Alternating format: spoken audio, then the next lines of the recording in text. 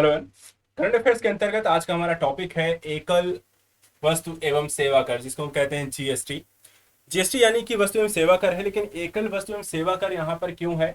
हाल ही में देखिए तो एक चर्चा यहाँ पर पीएम मोदी के द्वारा इसमें एक व्याख्यान के दौरान कहा गया कि भारत में यहाँ पर एकल वस्तु एवं सेवा कर होना चाहिए।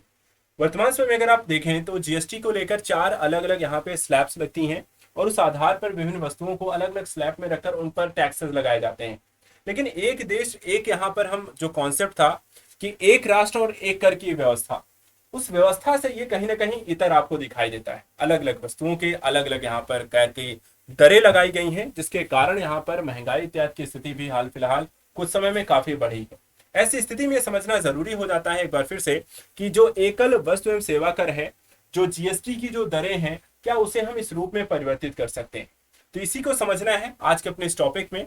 जीएसटी क्या है, इसके अंतर्गत आने वाले क्या क्या टॉपिक्स हैं, स्लैब्स क्या है, मान्यताएं क्या है, इसे किस प्रकार से हम इसे ले सकते हैं। तो आज हम यहाँ पर चर्चा में क्यों है जीएसटी छूट सहित प्रत्यक्ष कर व्यवस्था, जीएसटी के ढांचे और जीएसटी परिषद को थोड़ा सा यहाँ पर समझें। सबसे पहले यहाँ पर एक करंट के एस्पेक्ट में हम इसे देख लेते हैं। देखिए, हाल ही में प्रधानमंत्री की आर्थिक सलाहकार परिषद के अध्यक्ष के तौर पर यहाँ पर कहा गया कि भारत में एकल वस्तु एवं सेवा कर दर और छूट रहित कर व्यवस्था होनी चाहिए। अब छूट रहित कर व्यवस्था अर्थात कि देखा जाए तो कर में छूट और जो जैसे हमने कहा कि दरें यहाँ पर एक से अधिक हैं, वो अगर हम एक कर दें तो ये काफी एक बेहतर सुझावगत स्थितियां हो जाएंगी। एक कॉमन पॉइंट में जो वस्तुएं लगनी है, जिस पर टैक्स लगने हैं, उस पर सभी पे लगे, और कुछ ऐसे वस्तुएं जिन पर टैक्स नहीं लगना चाहिए, जिसकी नहीं लगनी चाहिए, उन्हें हम छूट रहित यहाँ पर कर व्यवस्था के तहत लेकर आए। सिफारिशें क्या है? देखिए, एकल सिफारिशें देखिए इसमें क्या क्या कहा गया है कि जीएसटी के दरें सभी वस्तुओं पर समान होनी चाहिए, हर एक वस्तु पर। ठीक है, ऐसा नहीं किसी 5, किसी 10, किसी 15, 20, 25, 30, इस तरह से नहीं। एक है 10 लगनी है तो सब पे 10 लगनी, 5 लगनी है सब पे 5 लगनी है। ऐसी यहां पर देखिए, जब भी हम जीएसटी की दरें सभी वस्तुओं पर समान होगी, क्योंकि प्रगतिशील दरें अप्रत्यक्ष करों की तुलना में प्रत्यक्ष करों के मामले में अधिक यहाँ पर व्यवहारिक होती हैं। ठीक है, टैक्सेस 2 तरीके के हैं, एक डायरेक्ट टैक्स होता है, एक इनडायरेक्ट टैक्स होता है। जितने सर्विसेज होती हैं वो इनडायरेक्ट टैक्सेस हैं, जितने आपकी इनकम होती है वो डायरेक्ट टैक्सेस होती हैं। तो इनकम जिसकी जितनी ज्यादा होगी उसको उतना वहां पर टैक्सेस भरना है, वो अच्छा लगता है। ठीक है, कोई यहाँ पर 50 लाख 1 करोड़ कमा रहा है, वो ज्यादा टैक्स भरे, कोई 5 लाख 10 लाख कमा रहा है, वो कम टैक्स भरेगा। तो वहां पर प्रगतिशील दरें और ये स्लैब से समझ में आती हैं। लेकिन जीएसटी जैसी चीजों में यहाँ पर अलग अलग टैक्स की दरें ये व्यवहारिक यहाँ पर दिखाई नहीं देती हैं। और जब से जीएसटी लागू हुआ था तब से इसको लेकर एक चर्चा की जा रही थी कि कहीं ना कहीं इसकी स्लैब जो है, जो दरें हैं, उसको परिवर्तित किया जाना चाहिए, उसे एक दायरे में लेकर आया जाना चाहिए था। तो यहाँ पे देखिए, जब पहली बार जीएसटी की घोषणा की गई थी तब से national council of applied economic research के द्वारा अनुमान लगाया गया था कि इससे सकल घरेलू उत्पाद यानी जीडीपी में 1.5 से 2% की वृद्धि होगी। हालांकि अनुमान इस बात पर निर्भर था कि सभी वस्तुएं सेवाएं जीएसटी का हिस्सा होंगी तो जीएसटी में एक रूपता होगी, लेकिन ऐसा हुआ नहीं है।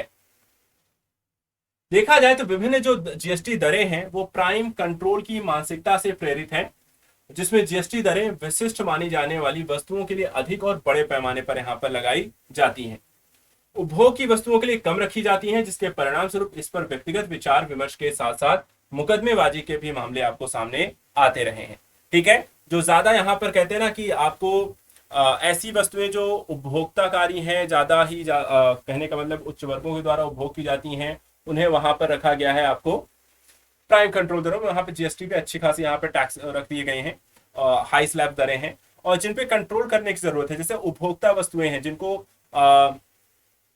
निम्न आय वाला व्यक्ति भी खरीदता है, उच्च आय वाला व्यक्ति भी खरीद रहा है, तो वहां पर ऐसी चीजों पे आपकी टैक्स की जो दरें हैं, जीएसटी है, उसको कम रखा गया है। जैसे उपभोग कार्य खाने पीने की वस्तुएं हो गई।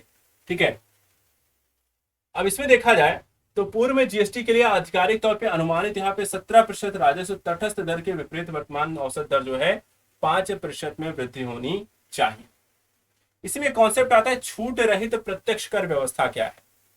तो सलाहकार परिषद के अध्यक्ष ने इस तर्क के साथ एक छूट रहित प्रत्यक्ष कर व्यवस्था का आह्वान किया है कि कर वंचन गैर कानूनी है। ठीक है, कि आप कर नहीं दे रहे हैं, उससे बचने की कोशिश कर रहे हैं, उस पर अपनी इनकम पे टैक्स पे नहीं कर रहे हो, तो वो क्या है, वो आपको यहाँ पर देखा जाए तो गैर कानूनी होगा। लेकिन कर परिहार के तहत छूट संबंधी खंडों का उपयोग करते हुए कर का भार कम करना वैध माना जाता है कि किसी चीज को, जैसे होता है लोग LIC इत्यादि करा लेते हैं तो वहां पर आपको टैक्स से छूट इत्यादि मिल जाती है। ठीक है, RD FD इत्यादि आपने करा ली है तो वहां से आपको छूट मिल गई। KCC कार्ड इत्यादि आपने ले लिया है तो उसमें से आपको कर की छूट यहाँ पर मिल जाती है। तो यहाँ पर उन्होंने कहा कि ये चीज वैलिड आपको मानी जाती है, इसमें आपको कर में छूट मिल जाती है।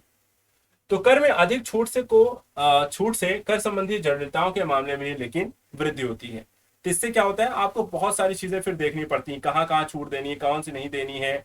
बहुत सारी चीजें लोग अप्लाई भी कर देते हैं इसमें, तो वो आपका काम इसमें बढ़ जाता है। कारपोरेट करों और व्यक्तिगत आयकर यानी PIT के बीच कृत्रिम अंतर को दूर किए जाने की भी यहाँ पे आवश्यकता की बात की गई है। बहुत से अनियमित व्यवसाय व्यक्तिगत आयकर के तहत करों का भुगतान करने की भी बात यहाँ पर की जाती है कि यहाँ पे जो अनियमित यहाँ पर व्यवसाय हैं, बहुत ज्यादा चल फिर नहीं रहे हैं, बहुत ज्यादा यहाँ पर देखा नियमित भी नहीं है, रूल्स रेगुलेशन के तहत उनको ज्यादा हम देख भी नहीं पा रहे हैं। तो ऐसी चीजों पर भी यहाँ पे टैक्स की जो दरें हैं उसका नियमन किस तरीके से किया जाए क्योंकि नियमित तौर पर वहां पर टैक्स आपको मिलता रहे। छूट रहित प्रत्यक्ष कर प्रणाली का उपयोग कर मतभेदों को दूर करने से प्रशासनिक दबाव में भी यहाँ पर कमी आएगी। तो देखा जाए तो हमारी इंडिया की जो टैक्स स्लैब्स हैं, कर की जो दरें हैं, अगर हम उसे यहाँ पे संतुलित कर लें, चाहे वो GST को लेकर हो, चाहे वो प्रत्यक्ष करों को लेकर हो, डायरेक्ट हो या इनडायरेक्ट हो, दोनों में जो समस्याएं हैं अगर हम उसे नियमित कर देते हैं, ज्यादा व्यवस्थित स्वरूप से लागू करते हैं, तो वो कहीं ज्यादा प्रभावकारी देश के तौर पर हम उसे देख सकते हैं। अब देखा जाए तो चलिए यहाँ पे GST के प्रणाली के वर्तमान ढांचे को भी एक बार आप यहाँ पर देख लीजिए। देखा जाए तो GST घरेलू उपभोग के लिए बेची जाने वाली अधिकांश वस्तुओं सेवाओं पर लगाया जाने वाला एक मूल्य वर्धित दर है, वैट है। GST का भुगतान उपभोक्ताओं के द्वारा किया जाता है, लेकिन यह वस्तुओं और सेवाओं को बेचने वाले व्यवसायों के द्वारा सरकार को प्रेषित किया जाता है। ठीक है, जो भी खरीद फरोख्त यहाँ पर होती है, देखा जाए तो है तो यहाँ पर जो भुगतान जो उपयोग करेगा उसे पे करना है। तो सर्विस टैक्सेस क्या होती हैं, ठीक है, एक दुकानदार यहाँ पर कुछ चीजें सामान बेच रहा है, ठीक है, तो अब रजिस्ट्रेशन क्योंकि वो दुकान के नाम है, भर वहां पर वही रहा है सरकार को, लेकिन वो टैक्सेस आपसे ले रहा है क्योंकि सामान आप उसका खरीद रहे हो। ठीक है, तो उस पर उसके मूल्य के साथ साथ जो टैक्सेस को भरने हैं वो भी आपको उपभोक्ता से यहाँ पर ले लेता है और सरकार को यहाँ पर भर देता है। तो डायरेक्टली उसको अपनी जेब से नहीं भरने पड़ रहे, भर कौन रहा है, जनता ही यहाँ पर आपको भरती है।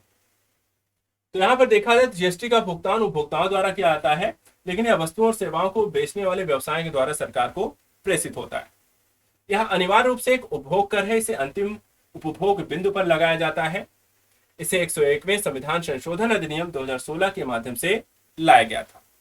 इसमें देखा जाए तो उत्पाद शुल्क, मूल्यवर्धित कर, सेवा कर, विलासिता कर जैसी अप्रत्यक्ष करों को इसमें शामिल कर दिया गया है। पहले ये सब अलग अलग लगती थी, अब इनको सब में समाहित करके GST से बोला जाता है। मौजूदा देखिए जो कर संरचना है, तो एक तो है GST CGST जो केंद्र के द्वारा यहाँ पर लगाया जा रहा है, इसमें उत्पाद शुल्क सेवा कराते हैं। एक होता है SGST जो राज्य के द्वारा यहाँ पर लगाया जा रहा है, जिसको हम वैट कहते हैं, विलासिता कर कहते हैं। एक होता है एकीकृत जो केंद्र राज्य दोनों के द्वारा सम्मिलित रूप से लगाया जाता है, जो एक राज्य से दूसरे राज्य के मध्य हो रहे व्यापार पर लगाया जाता है, अंतर राज्य व्यापार पर। और IGST किसी प्रकार का यहाँ पे देखिए कर नहीं है, बल्कि राज्य और संघ के करों के समन्वय के लिए एक प्रणाली है कि किसको कितना यहाँ पर देना है, किस तरीके से आपको कर, क्योंकि केंद्र सरकार भी राज्यों को यहाँ पर करों का बंटवारा करती है। आपको देखा जाए जो बजट आता है तो केंद्र सरकार के द्वारा राज्यों को हस्तांतरण किया जाता है वित्त आयोग की सिफारिशों के अनुसार पे। ठीक है, तो वहां पर ये जो हस्तांतरण होता है उसके लिए यहाँ पर IGST का प्रयोग करते हैं कि किस राज्य से कितना गया, किस राज्य से कितना आया, उस आधार पर किसको कहां पर कितना आवंटन करना है। अभी देखी जाए तो 4 आपकी स्लैब दरें हैं, 5, 12, 18 और 28।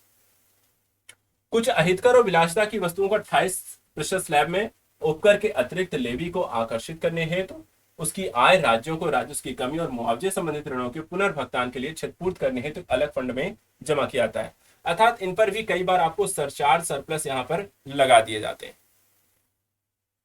GST परिषद को भी यहाँ पर जान लीजिए।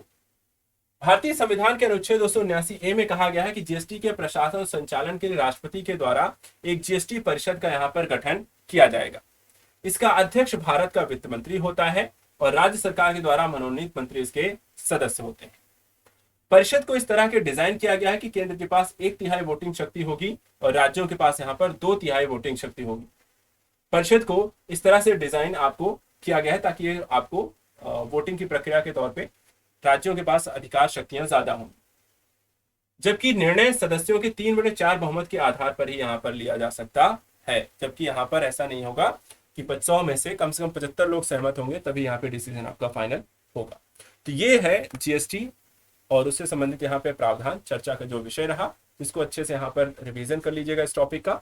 नेक्स्ट टॉपिक में मिलेंगे तो अन्य चीजों को यहाँ पर समझेंगे, पढ़ेंगे। Thank you so much and good luck.